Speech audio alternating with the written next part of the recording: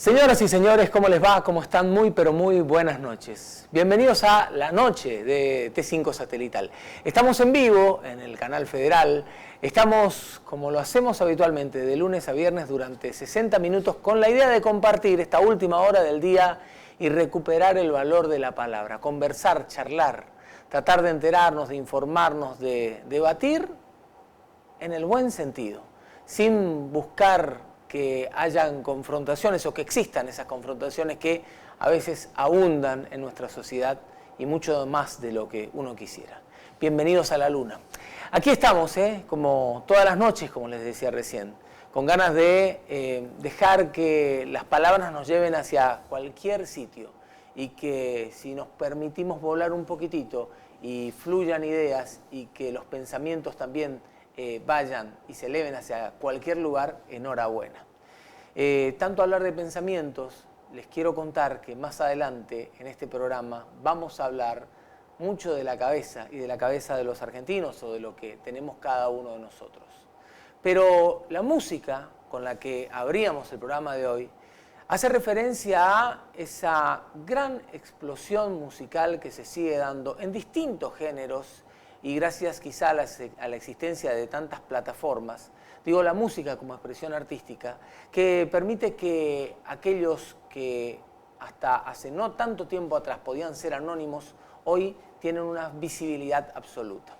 En diferentes géneros, distintos géneros, dijimos, ¿no? Porque cuando hablamos de nuestra región, generalmente asociamos mucho a el folclore, al chamamé en Corrientes, pero hay que dedicarle un capítulo especial a algo que va a ocurrir en días nada más aquí en nuestra ciudad y que reúne a artistas y referentes de gran talla a nivel nacional, incluso ha logrado atraer o acercar a artistas internacionales, pero por sobre todas las cosas es una oportunidad y una gran vidriera para los artistas locales. El tiempo de las bandas es el tiempo del Tarahui Rock, y el rock que llega a Corrientes y que llega a la región tendrá su cita durante este fin de semana. Y para hablar un poco de lo que se viene, invitamos a un amigo que primero hay que decir que es un gran periodista. Hay que decir primero que es un gran amigo, que es una gran persona, un gran periodista y que le gusta mucho la música y que con este proyecto está involucrado hasta los huesos y hasta la médula, dirían algunos, porque conoce vida y obra de tantos que hoy por hoy empiezan a tener oportunidades.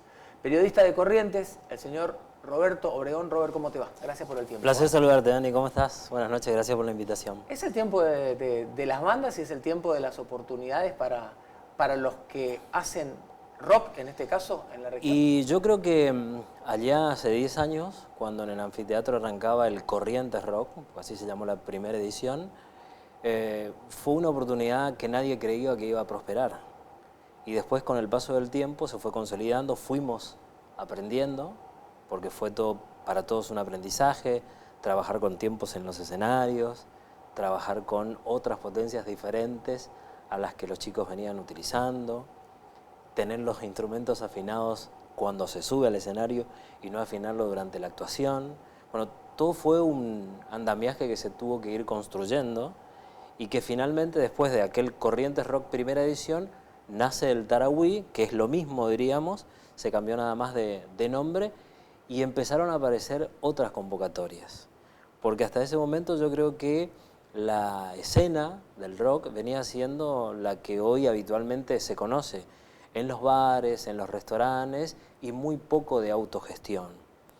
Después vinieron las instancias de preselección, porque explotó la inscripción de bandas que querían estar en ese escenario y nos permitimos ir, nos dieron la posibilidad con la organización de ir a Misiones, a Chaco, a Formosa, a Entre Ríos, a preseleccionar bandas.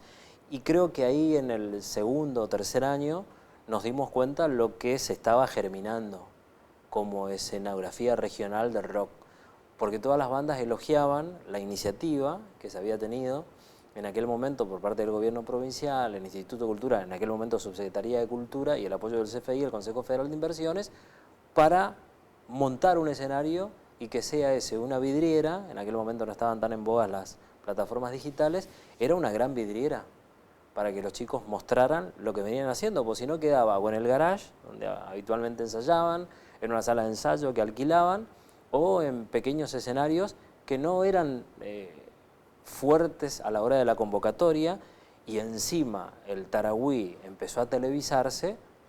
Eso tuvo una trascendencia más que importante. Hay algunos proyectos que hoy ya no existen, pero que en su momento brillaron después de haber pasado por ahí.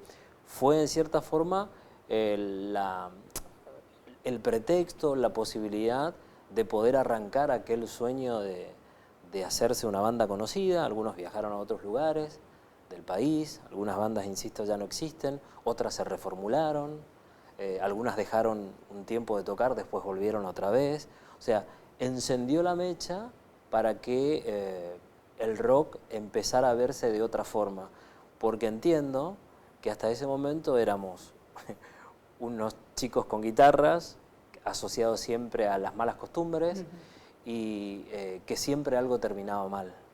Y sin embargo, yo recuerdo en las primeras ediciones, fue jueves, viernes, sábado y domingo en el anfiteatro, y no pasó nada.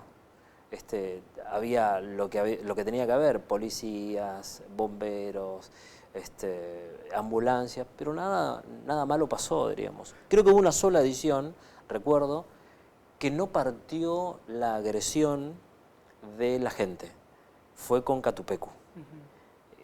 Tuvo una ocurrencia el guitarrista, la voz principal, de pararse, y ya había recibido como cierta recomendación por parte del equipo de Yapiré que no se parara arriba de los retornos.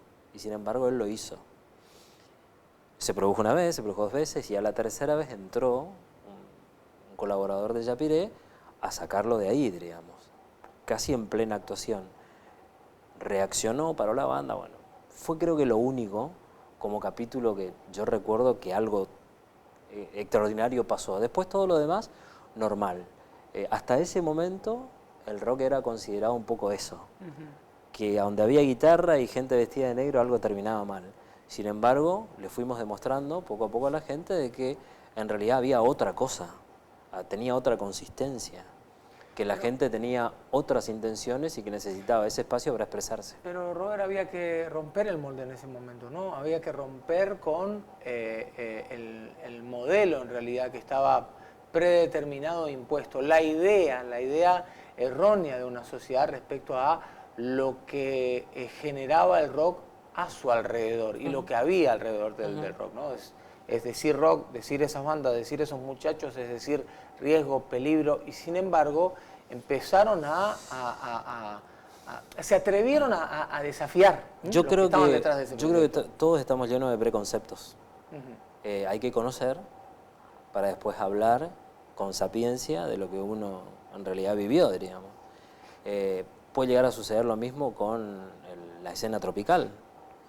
Y hoy la escena tropical le da laburo a mucha gente, deben tener sus cosas malas, yo no las niego, pero digo, esos preconceptos se fueron con este escenario rompiendo y se fue transitando un camino inclusive que traspasó fronteras, porque hoy fuera del aire hablábamos, vino gente de Paraguay, de Uruguay, yo recuerdo, si mal no recuerdo, creo que hubo gente de Ecuador que también vino al Tarahui, a ver, gente que motivado por esa convocatoria que veían en las redes sociales cuando empezó a explotar allí también, se fueron autoinvitando, diríamos, y pidiendo autorización si podían venir, y venían como bandas invitadas. Creo que una de las mejores ediciones, todas fueron buenas, pero una que yo recuerdo mucho fue cuando, creo que fueron 2 o 3 ediciones, que estuvo Henfrey Incilio, de la revista Rolling Stone, y Gabriel Plaza, que es el que escribe la columna de espectáculos en el diario La Nación, como nuestros jurados.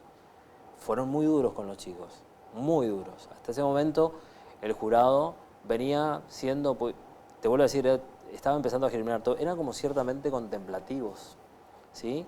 Se notaba que había mucho esfuerzo, que había muchas familias involucradas en las bandas, que le hacían el aguante, que venían, que traían, que bajaban instrumentos, que todos cargaban algo para que la banda suene en tiempo y forma. Y hasta ese momento venía siendo así. Cuando llega Henfrey y Gabriel, con sus devoluciones, marcaron un antes y un después. Yo recuerdo una devolución no recuerdo el nombre de la banda, pero dijo, muchacho, ustedes suenan un relojito, pero no me cuentan nada del lugar de donde son. Le cantan, que no está mal, al amor, a la esperanza. Y ahí creo que los chicos reaccionaron, tienen el Iberá, tienen este hermoso puente, pues se hizo debajo del puente, en esa oportunidad la preselección, tienen la Virgen de Itatí, tienen el Gaucho Gil, tienen el chamamé. Por eso yo, cuando entré acá, me dijeron que eligiera un tema. Sí. Y elegí el de Calacaguas. Pues si vos escuchás la letra de Calacaguas, que son de Bellavista, que van a estar en la edición ahora del Tarahui, ellos les cantan desde el río voy hacia el río me voy, una cosa así, dice, ¿no? Pero está ahí, generado ahí, con esa consistencia en la poesía que relate donde ellos son de Bellavista. Ese video que viste de presentación está grabado en la Costanera de Bellavista, que hace poco fue escenografía también de homenaje para nuestros chamameceros y demás. Ahí está grabado. Y ahí también creo que en el Tarahui se despierta el bicho de la autogestión. Porque creo que a todos nos sirvió haber aprendido cómo armar, cómo desarmar, cómo trabajar, cómo presentar, cómo llegar, tener tu camarín. O sea, fueron un montón de cosas que antes no existían. Era todo, como dicen en la calle y como nosotros repetimos, a lo chamamé, diríamos. Sin embargo, ahí se jerarquizó la cuestión porque le dieron el espacio, el tiempo, los equipos, la tecnología y sobre todo también la rigurosidad, porque más allá de lo que uno ve voy a poner el ejemplo del chamamé. Creo que nosotros aprendimos en el rock también mucho del chamamé. El chamamé fue creciendo, pero porque hubo rigurosidad a la hora de aplicar lo que como técnica de televisión, transmisión, armado y desarme del escenario puede existir, digamos. No puede salir algo tan redondito si no tenés un jefe de escenario, un manager de stage, que te vaya coordinando perfectamente todas las cosas. Bueno, parte de todo eso se fue traspolando al rock, diríamos, y aprendimos también, porque te vuelvo a decir, el preconcepto era, no, dale, afiná así. No, no es así. Recuerdo otro punto clave, que me parece que ahí se puso mucha rigurosidad en el escenario, fue cuando vino quien trabajaba con Divididos.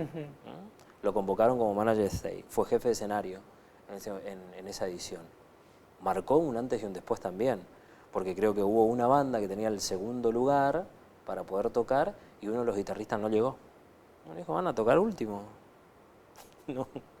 No, pero estamos en un evento que he transmitido por televisión, hay que respetar a los demás grupos, acá se cumple la cuestión. Bueno, y te decía, ahí creo que se prende también la lucecita mucho de la autogestión, porque hasta ese momento, si no te contrataba un bar, un restaurante o algo, no tocabas, y creías que vos no podías generar algo.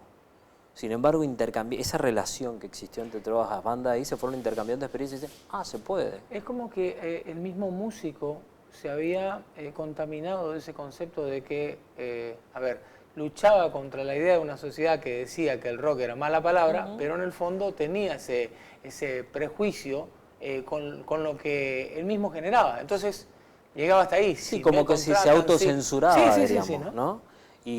Pero el intercambio de experiencia, el compartir camarines, el estar 7 bandas detrás del escenario, previas a la actuación, hizo que, bueno, se generara la conversación. De algo tenés que hablar, porque si no, con la gente de tu grupo a veces ensayás todas 2 o 3 semanas de seguida, es ciertamente saturante eso. Entonces necesitas ver otras caras, escuchar otras conversaciones y naturalmente te relacionás. Y ahí empezás a intercambiar.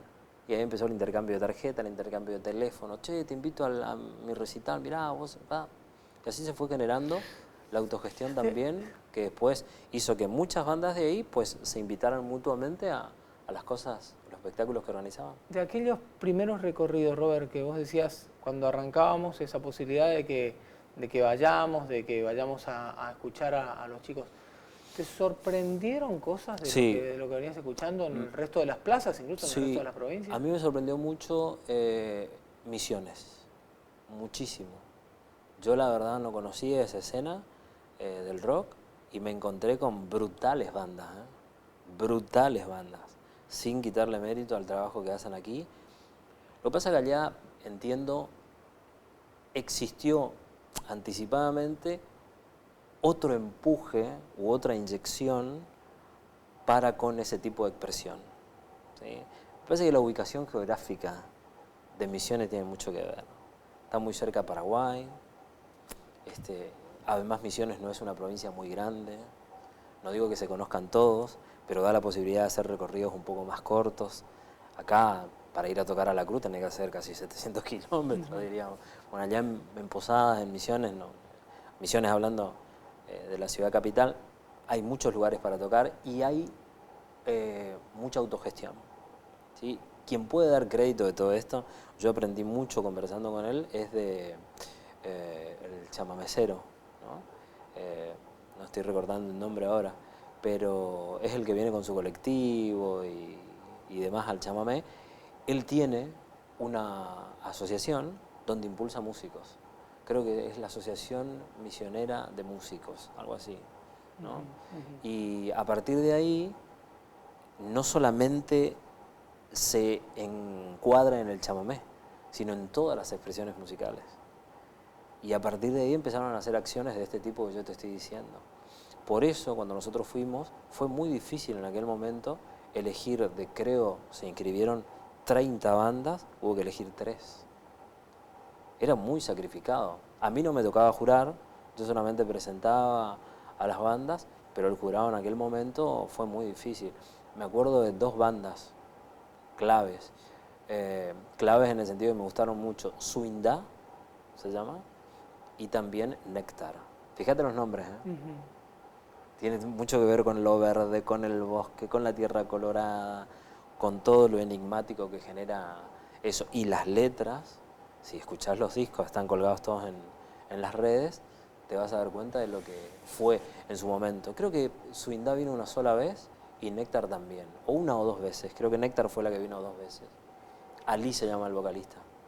O sea que yo te escuchaba, tengo amigos en una banda que desde que los conozco, digo, yo decía, pero estos muchachos están locos para hacer esto, que tiene que ver con la autogestión, y que son los chicos de Goya de Superlasiva, que además tienen producciones discográficas tremendas y tienen mucho de vos vas viendo la evolución de los discos y vas escuchando las letras y han aprendido y cada vez más a cantarle a lo suyo.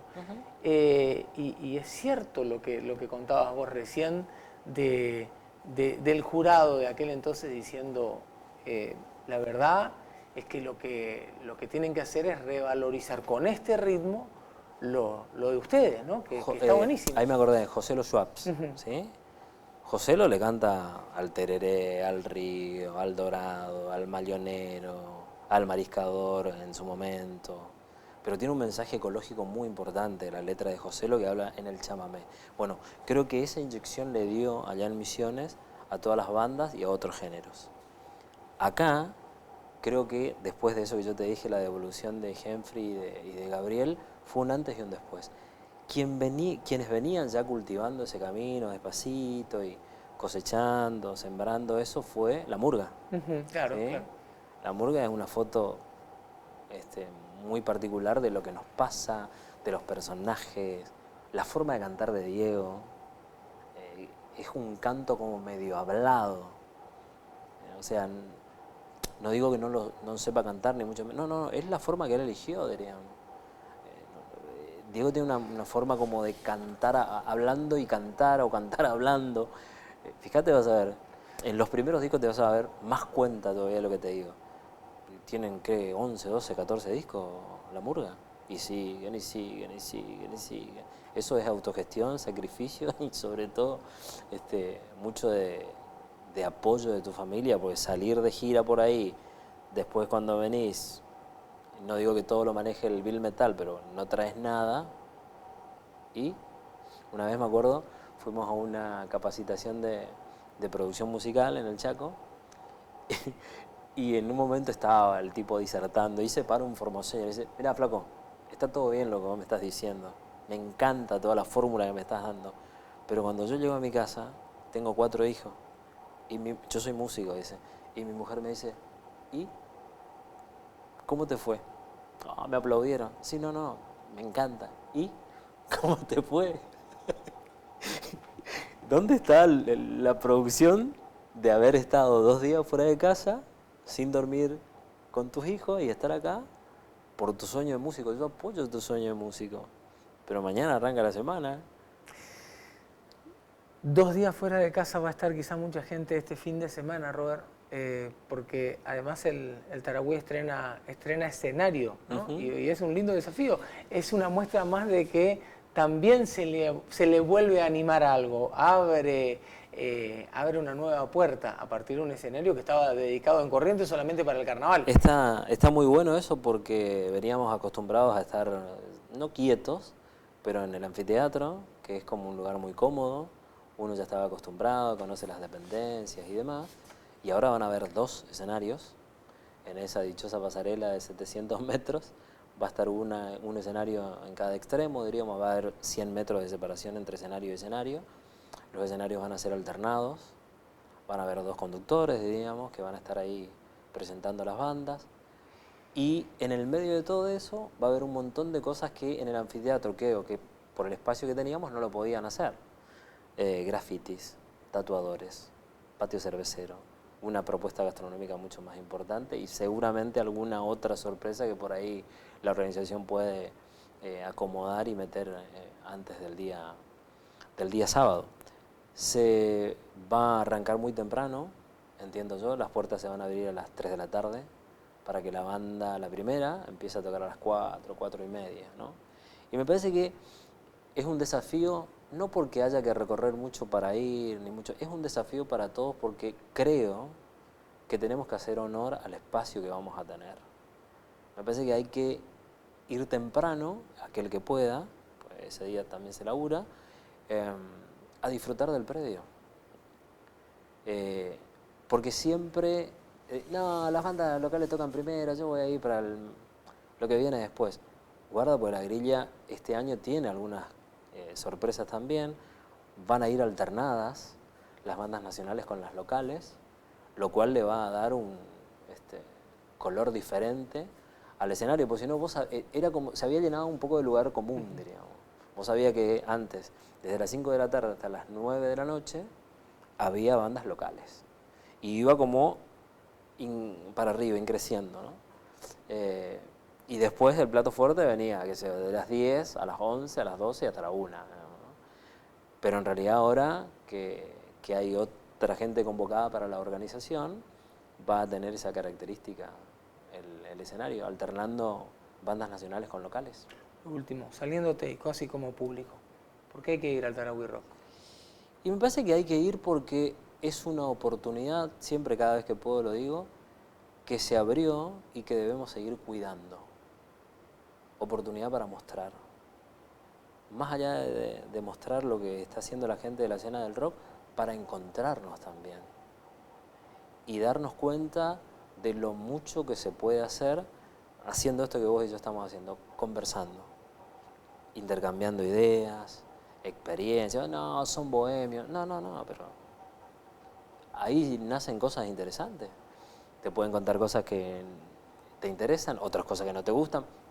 También sirve para eso, diríamos. ¿Por qué hay que ir? Yo creo que hay que ir por eso, para seguir dándole el empuje necesario a mucha gente. Hay mucha gente, Dani, mucha gente que hace música y que a veces no tiene la visibilidad que merecería.